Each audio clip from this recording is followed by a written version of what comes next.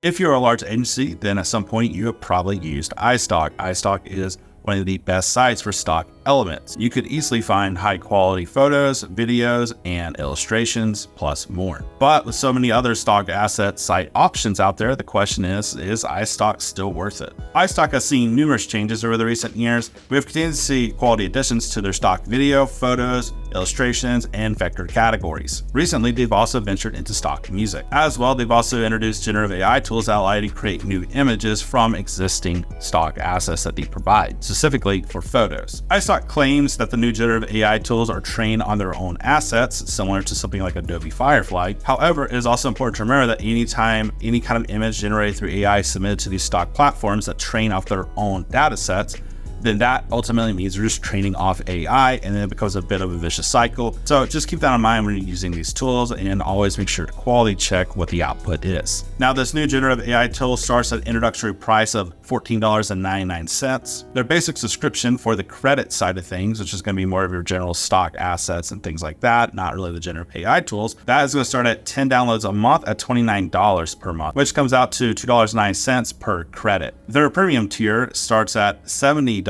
per month for 10 downloads. That comes out to about $7 per download credit. And wrapping it up, the Premium Plus video comes in at $99 a month. That is an introductory price, and then the normal pricing is $125 a month. It's important to know that these prices are actually not month to month, despite what I'm saying. They are yearly subscription prices broken down into a by-month visual on the website. So it's important to know that when you see that subscription rate for $29 a month, but you're looking at the annual option, you're actually going to be paying $348 total. For this reason, it's very important when you're looking at their options to actually look at the month-to-month and the yearly, and just understand that they are two different options with two different levels of dedication towards the subscription that you'll be paying. Now, one thing you might find kind of strange is that the basic tier and the premium tier are the same amount of download credits, but they are almost double the price and difference from going to basic to premium. And that is kind of where things get a little tricky. It's important to know that the basic subscription actually only counts towards essential images, meaning that there's one download or one credit is good for one essential image. However, if you find a premium photo or something that's more along the lines of 10 credits, then that will essentially be your month if you're at the most basic package of 10 downloads per month. So it's important to keep that in mind, that if you see a premium image that you want, but you're on a basic package, then that could wipe out most of your downloads for the month pretty quickly. And trust me, it is easy for people on your team to get that information confused at times and essentially look at a premium thinking it might be essential or vice versa. Whereas premium considers all images as one download.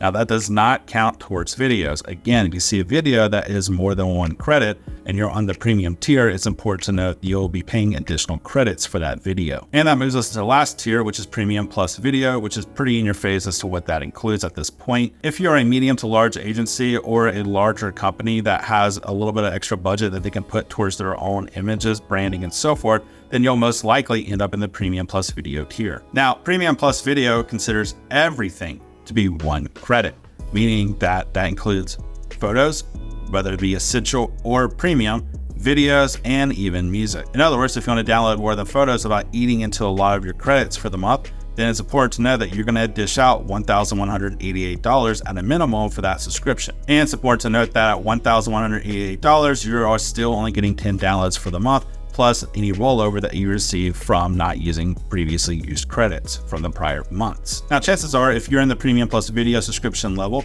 you're probably not going to go for 10 downloads. So don't be surprised if you end up looking at it and realize you'll probably end up more in the 50 downloads kind of area, which is going to put you at $3,180 annually. So let's be real here. Compared to alternatives out there such as Envato, Artlist, FreePic, and more, iStock is not that cheap. The closest one-to-one comparable would be something along the lines of Shutterstock, in my opinion. So what does iStock bring to the table if not being budget friendly? The simple answer is quality. iStock's greatest strength is the quality of its assets, which is far better than budget-friendly alternatives out there. iStock allows you to find assets that you can really just kind of drop into your projects without additional fine-tuning or any additional level of editing required to make them usable in production. As well, if things look a little too professional, you can just go further back in the search results and you'll begin to find more amateur-looking stock elements and assets, which is actually, in my opinion, a pretty big strength of iStock. Even though the stock assets are far higher quality, Does it even make sense to really kind of go for iStock at this point? To be honest, I don't think iStock is worth it if you're soloing/freelancing or running a one-person business. Now, if you fit into those categories, so you're working with clients that are larger in size, or perhaps you just care a lot more about their visual elements,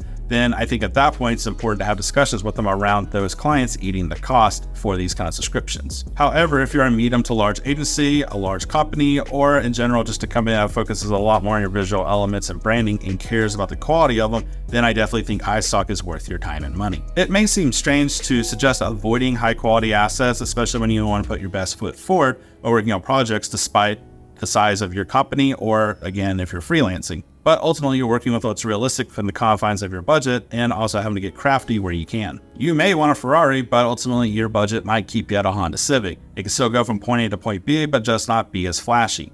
iStock is more for those who have larger budgets and looking for turnkey solutions, or are working on a large project where you need high quality footage, images, and so forth, which again will ideally mean a larger budget. So to conclude, if you're a freelancer or a one-person business, then I don't think iStock is worth it. However, if you're a large company that focuses a lot more on your quality when it comes to visual elements, then I definitely think iStock is worth your time.